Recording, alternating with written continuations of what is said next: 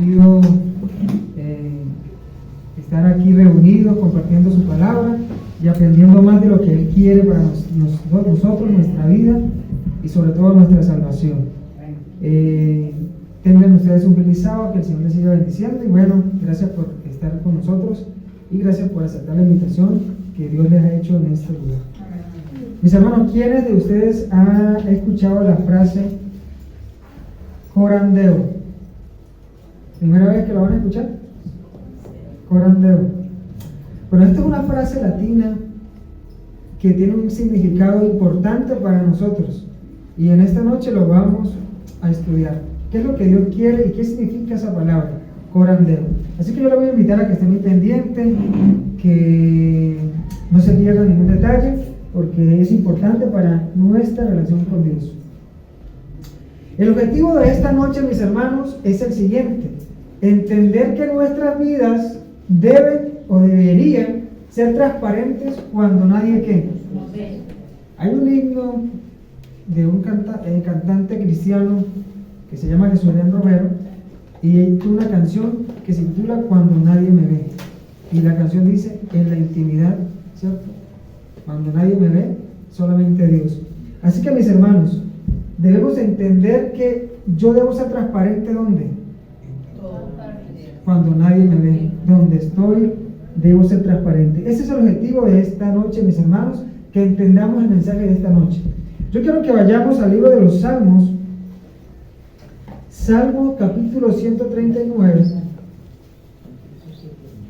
Salmos 139.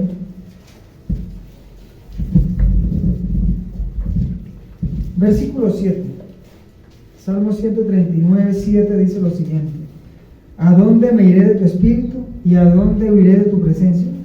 Este versículo ya lo leímos esta semana. Yo les preguntaba a ustedes: ¿hay algún lugar en la tierra donde nos podamos esconder de la presencia de Dios? ¿Hay algún lugar, alguna isla donde yo pueda irme y Dios no me vea? Dios está en todas partes y delante de Dios o delante de los ojos de Dios no podemos escondernos. ¿Cómo eres o cómo vives cuando nadie te ve, hermano? Tú mismo sabrás esa respuesta. ¿Vivimos nuestras vidas privadas con el mismo nivel de consistencia con el que vivimos nuestras vidas públicas? ¿Será que mi vida privada es igual a mi vida pública? Así que ustedes pueden ir meditando en estas palabras, estas preguntas, que tienen la intención precisamente de hacernos reflexionar. Hoy en día las personas gastan mucho dinero en su presencia física, ¿sí? Hoy las mujeres gastan en cirugías porque se quieren ver mejores, los hombres igualmente, pero gastan muchos millones de dólares para poderse ver bien. Y hay esta frase de un sacerdote católico, escritor católico, John Orwell, dice lo siguiente: la conversación humana es una larga e interminable intención de convencer a otros de que somos más inteligentes, más enérgicos, más gentiles o exitosos de lo que creerían si no los educamos. O sea, en otras palabras, lo que este pensador o este escritor quiere decir es que si yo no me doy la tarea de educar a las demás personas que crean lo que yo quiero que crean de mí, pues no haría yo la tarea. O sea, nosotros gastamos eso. O sea, el ser humano quiere mostrarse, quiere que lo vean, quiere que las demás personas piensen cosas buenas de él o de ella. Eso es lo que esta frase quiere decir. En el libro de Mateo, en el capítulo 6, Mateo 6:1 dice lo siguiente: guardaos de hacer vuestra justicia delante de los hombres para ser vistos por ellos, de manera no tendréis recompensa de vuestro Padre que está en los cielos. ¿Sí? Así que, mis hermanos, Dios se interesa por nuestro ser completo, por las cosas que hacemos, tanto privadas como también las públicas. Pero yo creería que cuando hacemos cosas privadas, a Dios le complace más cuando nadie sabe. Por eso la Biblia dice, lo que haga tu mano, ¿qué? Que no lo sepa tu izquierda. Hoy en día la gente ayuda a muchas personas y está bien que los ayude, pero tienen que publicarlo en sus redes sociales para que las demás personas sepan que hizo algo bueno por alguien. Porque necesitan mostrarse para que la gente crea que bueno es buena. Pero a Dios no le gusta eso. A Dios le gusta que cuando usted haga algo, nadie sepa. Nadie sepa. Así que, mis hermanos, Dios es un Dios que nos ve. Dios es un Dios que está al tanto de nuestra vida. ¿Y ustedes qué creen, hermanos? ¿A Dios le interesa más lo secreto o lo público? ¿Qué creen ustedes? Y miren lo que dice este pensamiento. ¿Es posible vivir una vida pública y otra privada? ¿Conocen ustedes personas así? Que viven una vida pública y viven una vida privada, o sea, viven una vida doble. Debemos vivir de manera consistente tanto en público como en privado, porque nuestro Padre que está en los cielos ve lo secreto. Así que, mis hermanos, el objetivo de esta noche es que entendamos que nosotros debemos ser transparentes, no delante de los hombres, sino delante de Dios. Vivir de acuerdo a su palabra, a esa lámpara que Dios nos ha dejado. Yo quiero que vayamos a Mateo 6, ahí mismo, versículo 4, y mire lo que dice: para que sea tu limosna en secreto, y tu Padre que ve en lo secreto, ¿qué hará? Te recompensará cuando en público. Así que, mis hermanos, cuando hagamos algo, hagámoslo de corazón, pero hagámoslo para Dios, no para que los hombres nos vean, no para que los hombres nos alaben, sino para que Dios se sienta orgulloso de nosotros.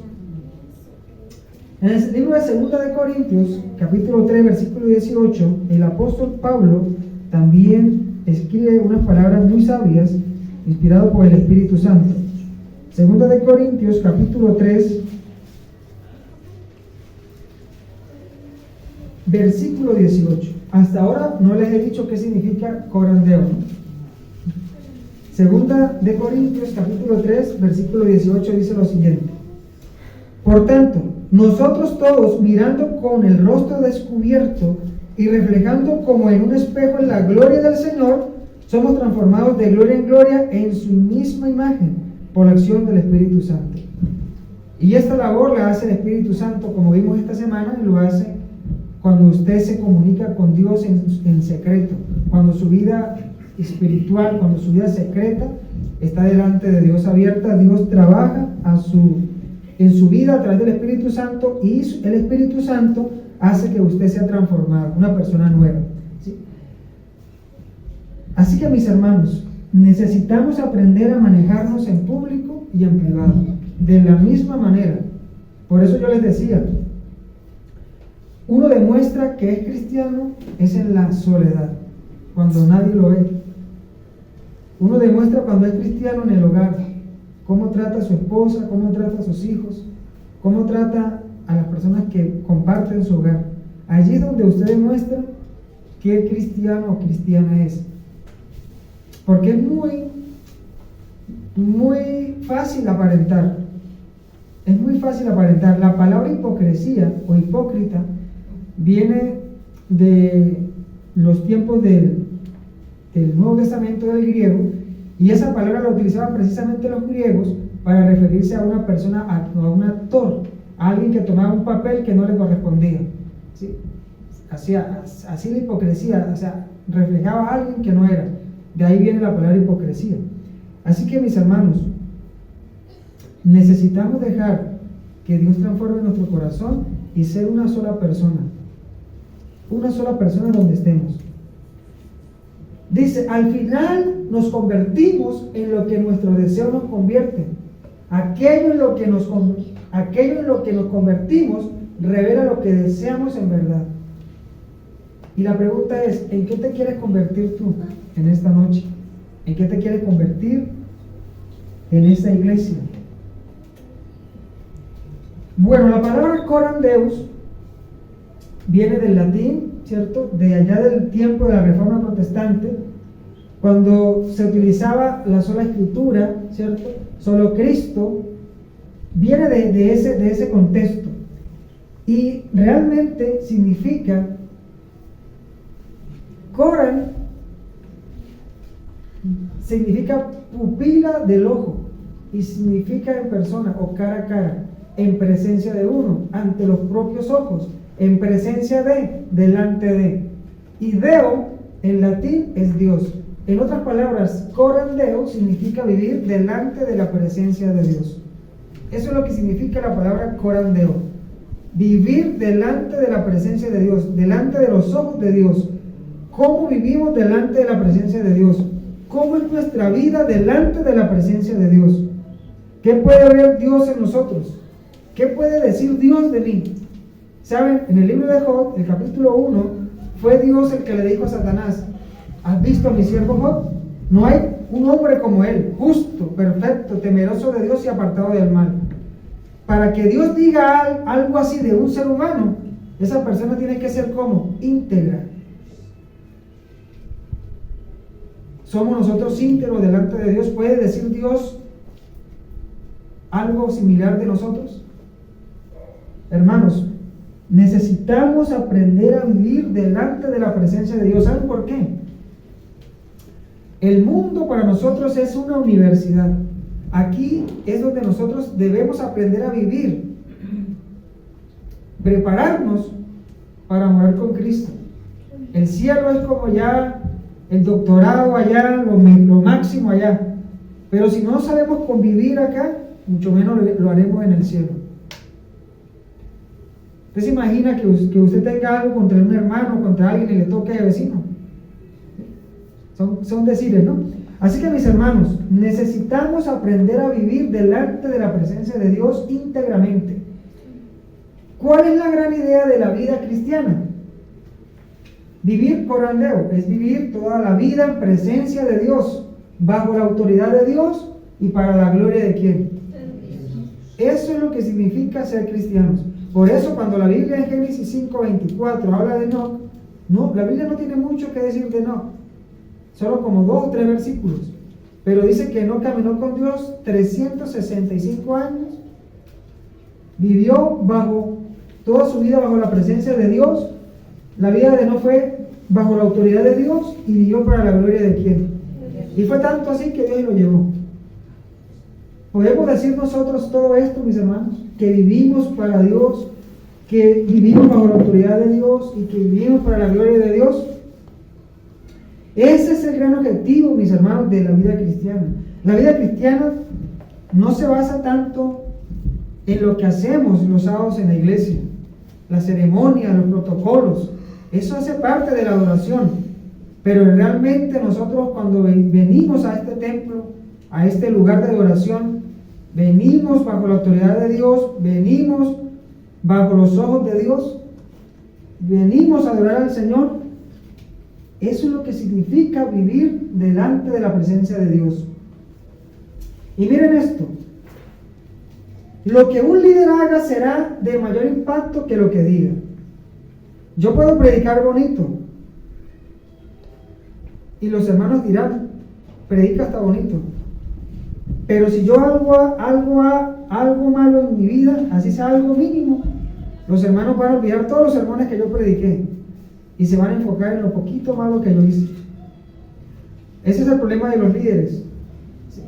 Cuando son buenos y hacen algo malo, las personas olvidan lo bueno que el líder hizo y se enfocan ¿dónde? Es como si yo tuviera una hoja en blanco acá y le hago un puntico negro. ¿Nos fijamos en qué? En el punto, porque así somos los seres humanos. Así que, mis hermanos, nosotros como líderes, porque todos acá son líderes, debemos vivir bajo la presencia de Dios como líderes, porque lo que usted haga será lo que impacte más a las personas, no lo que diga. Usted puede decir por ahí, como dicen por ahí, usted puede decir misa, pero si usted no vive de acuerdo a lo que dice, no le van a creer. Una persona puede olvidar el 90% de lo que un líder diga, pero jamás olvidará ¿qué? ¿Cómo vive un líder? ¿Cómo vive un líder? Así que mis hermanos, como cristianos estamos llamados a eso, a vivir una vida íntegra delante de Dios, donde vayamos, donde estemos, que nuestro hablar sea dirigido por el Señor. Primera de Timoteo, capítulo 4. Primera de Timoteo, capítulo 4, versículos 15 y 16. Primera de Timoteo 4, 15 y 16 dice lo siguiente: ocúpate en estas cosas, dice el apóstol Pablo, permanece en ellas, para que tu aprovechamiento sea manifiesto a todos. Ten cuidado de ti mismo y de la doctrina, persiste en ello, pues haciendo esto te salvarás a ti mismo y a quienes. Pablo le está hablando, ¿cierto?, a Timoteo. Pablo le está diciendo a un joven que tenga cuidado cómo vive, que tenga cuidado cómo habla, porque su hablar, su predicación puede salvar a muchos y lo puede salvar también a él. Así que mis hermanos, nos estamos nosotros enfocando en estas cosas, nos estamos preocupando nosotros realmente por nuestra vida espiritual. Nosotros hacemos planes personales, planes de vida, y está bien, pero si nosotros utilizáramos esa energía, esa fuerza con la que nosotros hacemos planes para progresar económicamente, la enfocáramos en nuestra salvación. Por eso el apóstol Pablo dice: ocúpate de ¿qué? De tu salvación. Y a veces nosotros como cristianos nos olvidamos de ocuparnos de ¿qué? De nuestra salvación, porque creemos que porque tenemos 30 años en iglesia ya estamos sellados para el cielo, porque creemos porque quedamos diezmos o porque venimos los sábados acá ya estamos listos, o porque quizás predicamos o cantamos o hacemos algo, ya estamos sellados. No, debemos preocuparnos por nuestra salvación, buscar al Señor, y más en estos últimos días que las cosas se están dando delante de nuestros ojos. Debemos prestar atención a nuestras creencias, ¿sí? Muchas personas están siendo engañadas, y muchas personas, hermanos sinceros, vienen acá y no saben en qué creen los adventistas del séptimo día. No conocen las creencias, y eso hace que su vida espiritual también sea una vida también débil. Debemos examinarnos a nosotros todo el tiempo. ¿Cómo estoy yo? O sea, la vida cristiana, mis hermanos, es que yo debo ser mejor hoy que ayer. O sea, yo hoy debo ser mejor que ayer. Mañana debo ser mejor que hoy. Esto es un proceso. La metamorfosis del cristiano es un proceso. Todos los días. Todos los días. Así que, mis hermanos, debemos analizarnos cómo estamos viviendo. Y lo que les decía, allí en el libro de Génesis, en el capítulo 5, versículos del 21, vamos a leer, solamente la Biblia registra 3 versículos para referirse a un hombre. Génesis capítulo 5, versículo 21 al 24, dice lo siguiente. Saben, esta historia a mí, aunque son 3 versículos, a mí me impacta. O sea, siempre que la leo yo digo, pero ¿cómo? O sea, ¿cómo pudo este hombre vivir así? Versículo 21. Vivió Enós 65 años y engendró a Matusalén. Y saben, el espíritu de profecía, patriarcas y profetas lo amplía, y dice nuestra hermana Elena G. de White que cuando Enós fue padre de Matusalén a los 65 años, su relación con Dios fue más intensa. ¿Saben por qué? Porque Enós, cuando vio a su hijo indefenso, inocente, que lo amaba a él se preguntó: así como este niño me ama a mí y yo lo amo a él, así es mi Padre Celestial. Y dice ella que desde allí, 300 años después, o sea, a partir de ahí, el caminar de Enós con Dios fue más intenso. Fue tan intenso que Dios se lo llevó. Versículo 22. Después que engendró a Matusalén, caminó Enós con Dios 300 años y engendró hijos e hijas. Así, todos los días de Enós fueron 365 años. Caminó pues Enós con Dios y desapareció porque Dios se lo llevó. Mis hermanos, esto nos muestra a nosotros que sí es posible vivir una vida íntima con Dios en un mundo de pecado. O sea, esto me muestra a mí que a pesar de que el mundo sea moralmente corrupto y que vendrán muchas cosas difíciles, yo como cristiano puedo vivir una vida piadosa debajo de la mirada de Dios para la gloria de Dios. Y Dios me va a recompensar con la vida eterna. Así que mis hermanos, ¿qué podremos decir más nosotros de Enoc? ¿Cómo caminó Enoc con Dios? Y hay una palabra aquí que la utilizan mucho los psicólogos, y es la palabra desintegración, ¿sí? Y está hablando del profeta Isaías. Y yo quiero que vayamos ahí al libro de Isaías, Isaías capítulo 6, Isaías capítulo 6, versículo del 1 al 7. Aquí Isaías tiene una visión y es llamado por Dios. Isaías capítulo 6, versículo 1 al 7 dice lo siguiente: el año en que murió el rey Usías, vi yo al Señor sentado sobre un trono alto y sublime, y sus faldas llenaban el templo. Por encima de él había serafines, cada uno tenía 6 alas, con 2 cubrían sus rostros, con 2 cubrían sus pies, y con 2 volaban, y el uno al otro daban voces diciendo: Santo, santo, santo, Jehová de los ejércitos, toda la tierra está llena de tu gloria. Los quicios de las puertas se estremecieron con la voz del que clamaba, y la casa se llenó de humo. Entonces dije: ay de mí que soy muerto, porque siendo hombre inmundo de labios y habitando en medio del pueblo que tiene labios inmundos, han visto mis ojos al Rey Jehová de los ejércitos. Y voló hacia mí uno de los serafines, trayendo en su mano un carbón encendido, tomado del altar con unas tenazas. Tocando con él sobre mi boca, dijo: he aquí que esto tocó tus labios, y es quitada tu culpa, y limpio tu pecado. Cuando el profeta Isaías ve esta visión, él pensó que iba a morir. ¿Saben por qué el profeta pensó que iba a morir? Porque él vio ¿a quién? A Dios. Y ningún ser humano, así como somos, es capaz de contemplar ¿a quién? A Dios. Porque su resplandor destruye, mata al pecador. No es porque Dios lo quiera hacer, sino porque Él es santo y nosotros somos ¿qué? Pecadores, y nuestra condición no resiste ver la gloria de Dios, ¿sí? A eso los psicólogos llaman desintegración, o le llaman la desintegración de Elías, cuando el profeta sintió temor. Yo les pregunto, ¿qué vamos a sentir nosotros cuando Jesús venga por segunda vez? ¿Qué pasará por nuestra mente? ¿Qué pasará en nuestro corazón? ¿Qué pasará en nuestra vida? ¿Cómo nos sentiremos si estamos vivos? ¿Saben? Vivir bajo la presencia de Dios tiene sus beneficios y tiene sus sacrificios.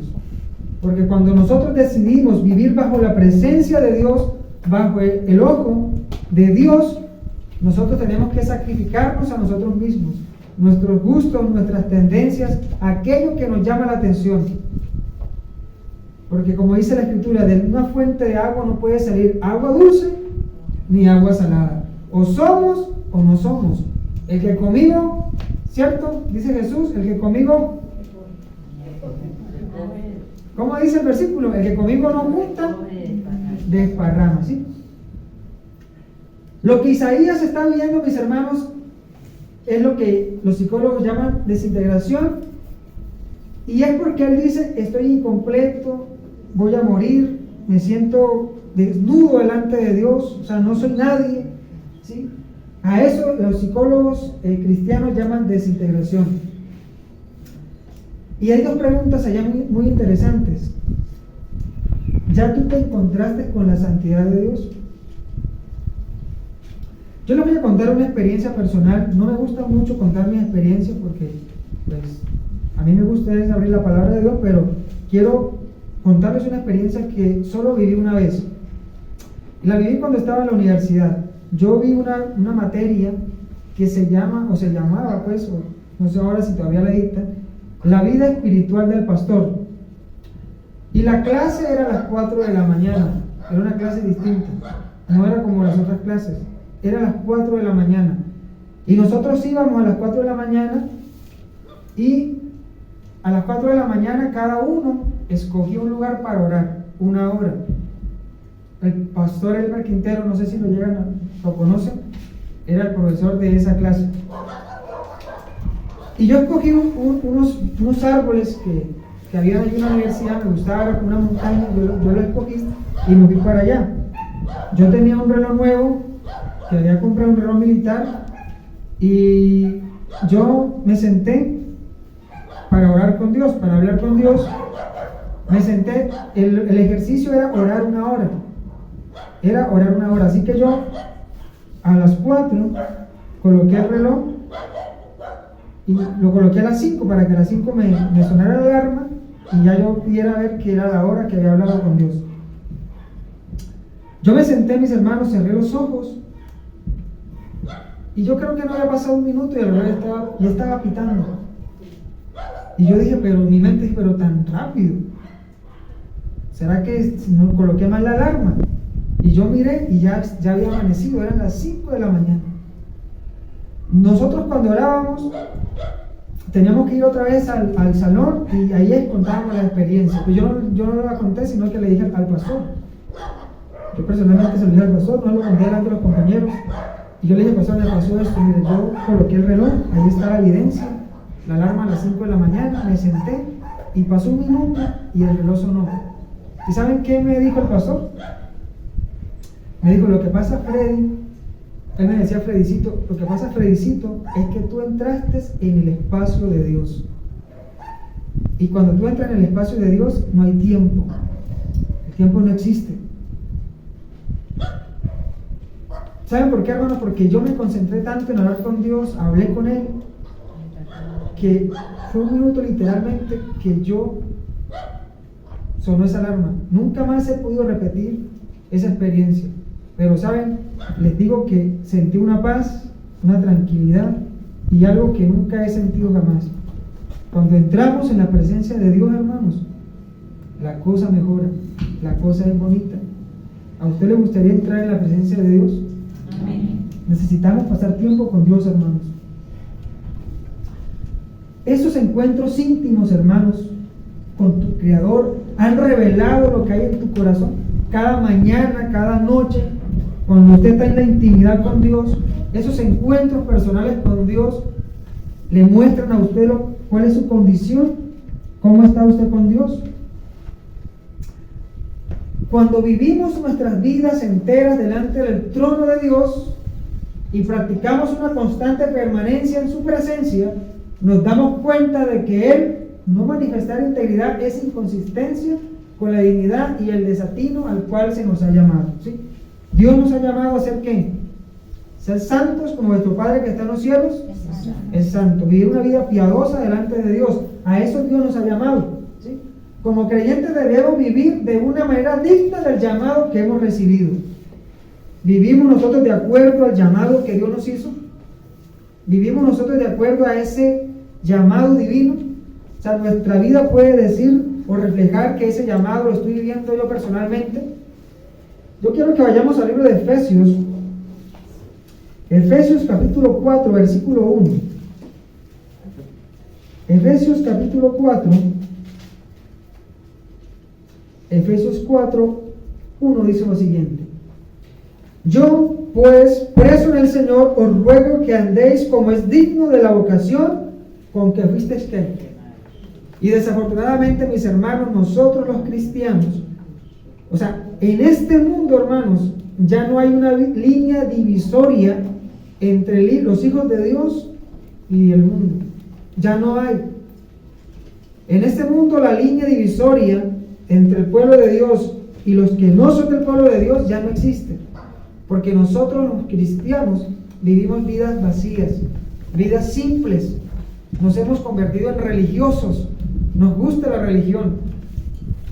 pero nos hemos olvidado de mantener una relación personal con Dios. Hoy ya las mujeres cristianas no se distinguen de una mujer que no tiene a Dios en su corazón. Ya un hombre cristiano no se distingue en su hablar, en su caminar, en su diario vivir, de lo que un hombre que no tiene a Dios en su corazón lo es. Porque nosotros hemos perdido de vista vivir bajo la presencia de Dios. Porque nosotros hemos perdido de vista que Dios nos está mirando. Y hemos perdido de vista el llamado que Dios nos ha hecho para vivir vidas piadosas delante de sus ojos y para la gloria de Él. Mis hermanos, nosotros estamos llamados a marcar la diferencia. Si nosotros en este momento no hemos vivido una vida bajo la mirada de Dios, es hora de que empecemos a mirarnos a nosotros mismos, a mirar qué es lo que me está separando de Dios, qué es lo que me impide llegar hasta Dios. Necesitamos, mis hermanos, más intimidad con Dios. Necesitamos más tiempo con Dios. Gálatas, capítulo 2, versículo 20, es un versículo muy impresionante. Gálatas 2, 20 dice lo siguiente: con Cristo estoy juntamente crucificado, y ya no vivo yo, mas vive Cristo en mí. Y lo que ahora vivo en la carne, lo vivo en la fe del Hijo de Dios, el cual me amó y se entregó a sí mismo por mí. Estas palabras las que escribió el apóstol Pablo, y el apóstol Pablo era una persona estudiada, era una persona erudita, era una persona preparada, era una persona que hablaba varios idiomas. Pero Pablo, cuando conoció a Jesús, lo dejó todo por Jesús y crucificó su yo. Por eso él dice: con Cristo estoy juntamente crucificado, y ya no vivo yo, porque ahora vive Cristo en mí. Mis hermanos, nosotros deberíamos de tener este mismo pensamiento. Ya yo no vivo, Cristo vive en mí. Pero a veces, mis hermanos, como hemos visto estas noches y hemos dicho estas noches, nosotros a veces con nuestro mal testimonio negamos a Dios. Hasta nuestra familia se burla de nosotros. Hace días, el lunes, estaba en San Pablo capacitando a 22 docentes, y cuando venía en el Pirata, yo venía adelante con el Pirata y atrás venían una pareja y una niña. Y ahí en convención, ustedes saben que se fue una parte al pueblo y nos retiraron un poco ahí porque la maquinaria estaba trabajando, y mientras estaba trabajando pasó una camioneta, y entonces el chofer, que es de esa zona, dijo: miren, porque yo iba vestido así, me dijo: ¿usted es cristiano? Yo le dije: sí, señor. Usted me va a perdonar lo que yo le voy a decir, pero esos que pasaron son pastores, y cuando llegaron aquí no tenían ni moto, miren, andan en una Toyota, y dijo: eso nadie la tiene, y empezó a hablar allí, ¿sí? Pero lo que ellos hacen, o sea, da hasta pena decir que son cristianos. El Señor empezó a hablar de los pastores, de qué iglesia, no sé, yo no le pregunté tampoco de qué iglesia era, pero él dijo: esos hombres que dicen ser pastores, esos están jugando con la fe de muchos, robándole el dinero.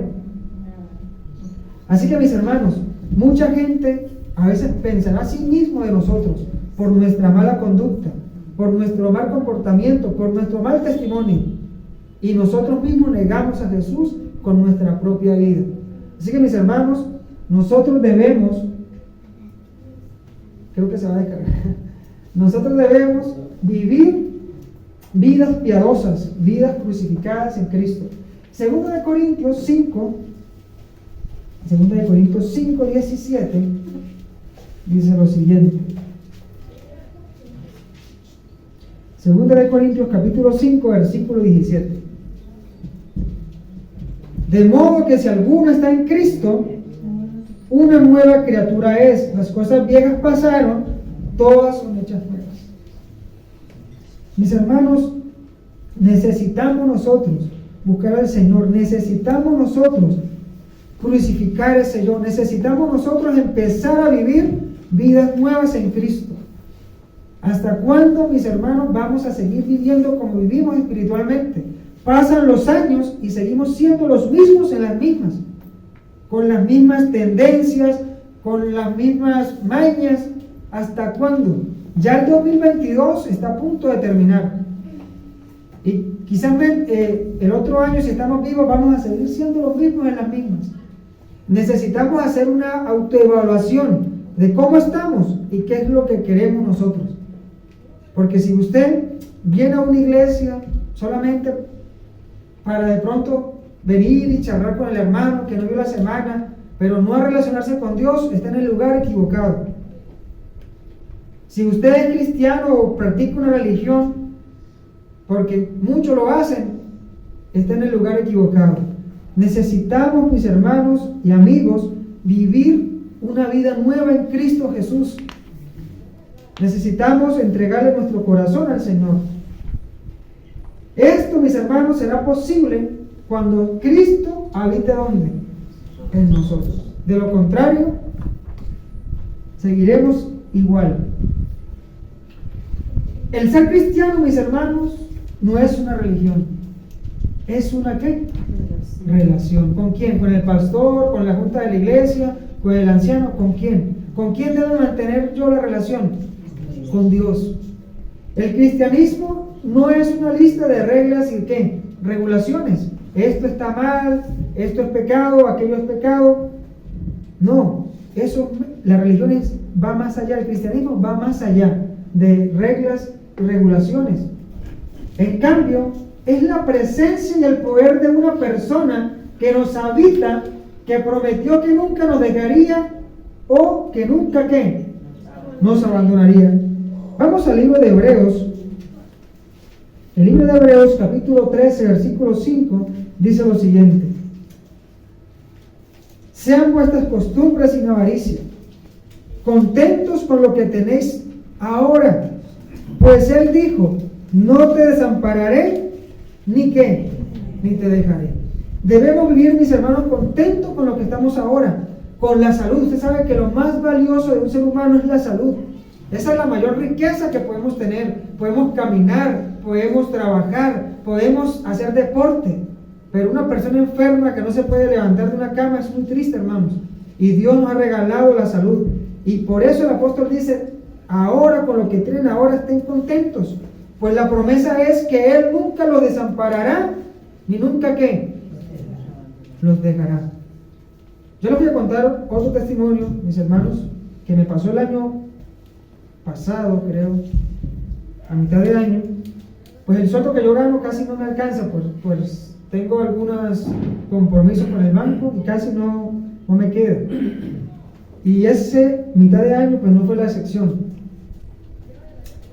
Así que yo todos los días a las 4 de la mañana, a las 3:30 me levanto a estudiar. Yo estudio la lección de proyecto de escuela sabática. Yo llevo como 6 años estudiándolo en inglés, porque estoy aprendiendo inglés. Así que mi suegra me lo envía de San Andrés, yo lo estudio en inglés.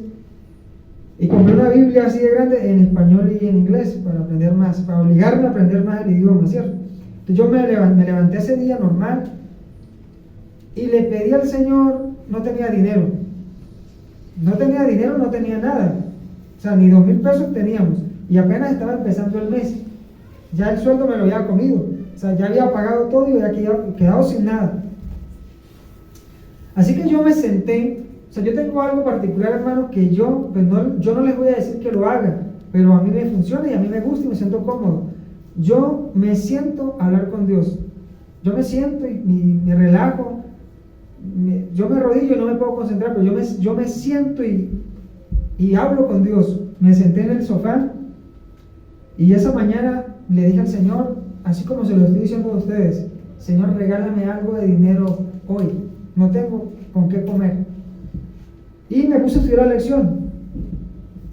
Cuando de pronto llegó a mi mente un pensamiento: busca un libro que me habían regalado en la universidad de inglés y que yo lo estaba leyendo, pero que hace tiempo, yo creo que unos 6 meses, no lo había vuelto a ver. Yo pensé que mi esposa lo había botado. Así que el pensamiento vino: busca el libro, o sea, busca ese libro. Y yo dije, pero búscalo. Entonces yo me paré y yo me fui al cuarto, lo busqué y no lo encontré. Y yo tengo un tablero así más o menos como de ese tamaño y que compré para escribir cosas en inglés. Entonces yo me puse a esa hora, no encontré el libro, me puse a escribir en inglés. Y mientras estaba escribiendo en inglés, vino otra vez el pensamiento: busca el libro. Así que yo empecé a buscarlo, y lo encontré por ahí en una caja metido, por allá estaba metido. Así que yo lo saqué y dije, voy a empezar a leerlo otra vez, porque es en inglés. Voy a reforzar el inglés con este libro. Y yo me lo traje y me fui, me senté en el sofá que estaba estudiando, y cuando lo abrí, adivinen qué había allí. ¿Había qué? Dinero. ¿Y saben cuánto había? Había 450,000 pesos. Los billetes estaban tan nuevos como si yo hubiese acabado de sacarlos del cajero. Yo tengo la fotografía acá y mañana se la voy a mostrar para que vean. Entonces yo me fui, miré así y yo dije, pero este dinero ¿qué hace acá? Yo dije, de pronto será que mi esposa lo metió ahí, y a esa hora la desperté como a las 4 de la mañana. Yo le dije, mira Dani, esto es tuyo. No, yo no trabajo, ¿de dónde voy a tener yo plata? ¿Sí? Entonces ahí mismo nos arrodillamos, le dimos gracias al Señor. ¿Y saben cómo se titula el libro en inglés? El libro se titula Jesus Christ, Our Savior. Jesucristo es nuestro Salvador. Yo les pregunto a mis hermanos, cuando nosotros vivimos una vida bajo la mirada de Dios, como dice el versículo, Él nunca nos va a desamparar. Y si yo les contara muchos testimonios míos y de una hermana de carne, de sangre que tengo, ustedes no lo creerían en la parte económica. Si mañana hay tiempo, se los cuento. Así que mis hermanos, necesitamos vivir delante de la presencia de Dios. Necesitamos vivir porque Dios está pendiente de nuestras necesidades. ¿Sí? Hay unas preguntas, a mí me gustan mucho las preguntas porque a veces me hacen reflexionar. Estas preguntas es para que usted reflexione allí en su mente. ¿Eres cristiano o eres religioso? Vaya identificando usted lo que es. ¿Vives una religión o vives una relación? ¿Habita Cristo en tu vida? ¿Tus hechos y tu vida íntima pueden testificar de eso? Así que mis hermanos, esto es para que usted y yo reflexionemos. ¿Cómo estamos con Dios? ¿Qué hay en nuestro corazón? Vamos al libro de Mateo, capítulo 23. Mateo, capítulo 23. Mateo, capítulo 23, versículos 13, 15, y vamos leyéndolos en orden. Mateo 23, 13 dice lo siguiente: pero ay de vosotros, escribas y fariseos hipócritas, porque cerráis el reino de los cielos delante de los hombres, pues ni entráis vosotros, ni dejáis entrar a los que están, ¿qué? Entrando. Mis hermanos, Jesús fue muy duro allí con los fariseos, les llamó hipócritas, falsos, dobles, porque ellos vivían una religión y se enfrascaron tanto en la religión que vino el Salvador, y todavía en este tiempo los judíos están esperando al Mesías. Mis hermanos, necesitamos dejar de ser hipócritas con los hombres y con Dios.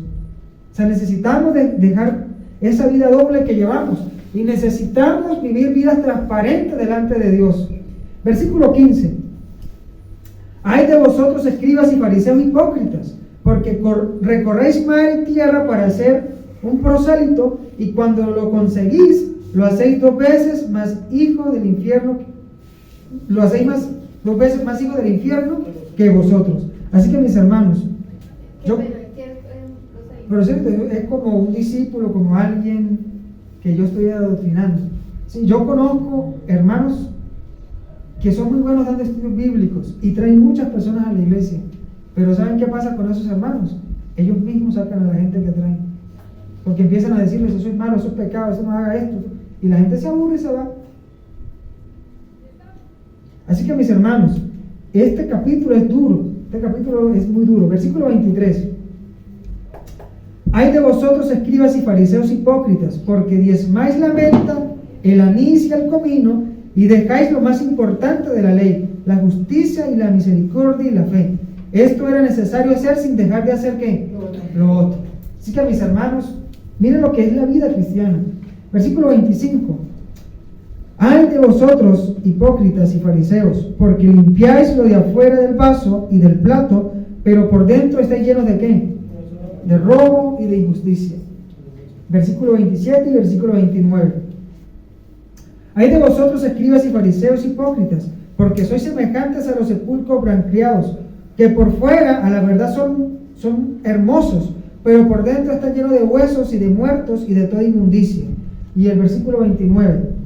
Ay de vosotros, escribas y fariseos hipócritas, porque edificáis los sepulcros de los profetas y adornáis los monumentos de los justos.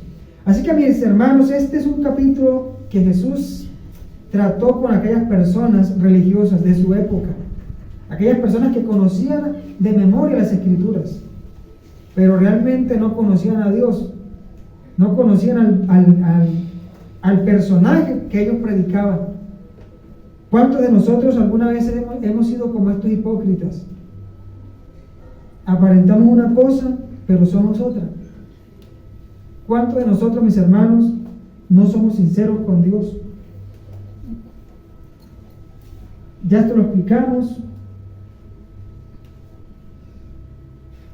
Dice, cuando encontramos que nuestro andar no está de acuerdo con nuestro hablar, la pregunta esencial de Jesús debe resonar en nuestros corazones.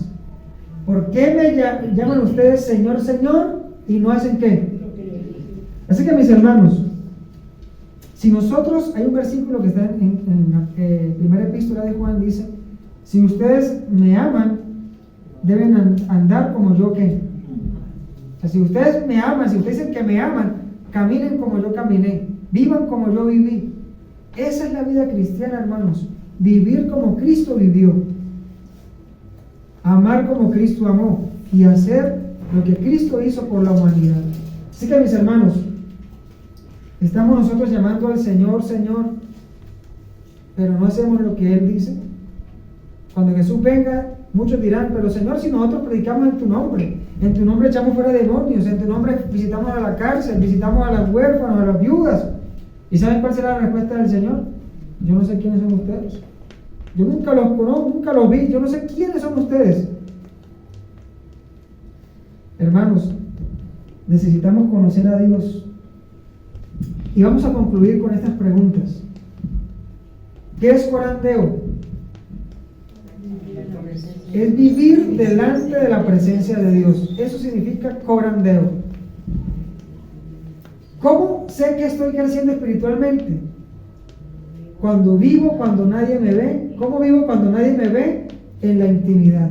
Así yo veo que estoy creciendo espiritualmente, porque esa relación con Dios me va a llevar a vivir una vida práctica. ¿Sí? Una vida práctica.